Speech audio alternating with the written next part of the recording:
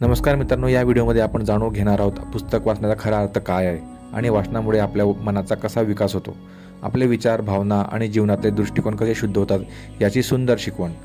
पुस्तकातील माहिती लक्षात ठेवणे जितके महत्त्वाचे नाही त्यापेक्षा जास्त महत्त्वाचे आहे आपल्या मनाचा विकास आणि शुद्धीकरण। ही प्रेरणादायी कथा तुम्हाला वाचनाचे खरे मूल्य समजून देईल।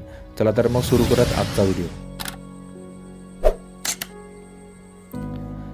मित्रांनो, एका विद्यार्थ्याने एकदा आपल्या शिक्षकांना प्रश्न विचारला, मी आयुष्यात खूप पुस्तके वाचली आहेत, पण त्यातलं बहुतेक काही आठवत नाही, मग इतकी पुस्तक वाचण्याचा काय उपयोग? शिक्षकांनी त्या दिवशी काही उत्तर दिलं नाही, ते शांत राहिले। काही दिवसांनंतर शिक्षक आणि विद्यार्थी नदीकाठी भेटले।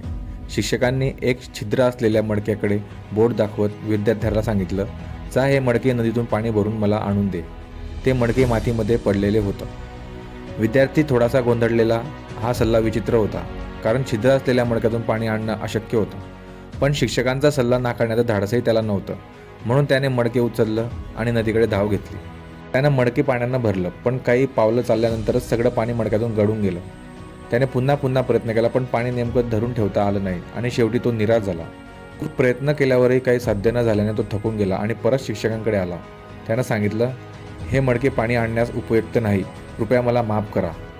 हे ऐकल्यावर शिक्षक हसले आणि विद्यार्थ्याला म्हणाले, तू अयशस्वी झालेला नाहीस, मडक्याकडे नीट पहा, ते आता पूर्ण स्वच्छ झालंय, अगदी नव्यासारखं दिसतंय।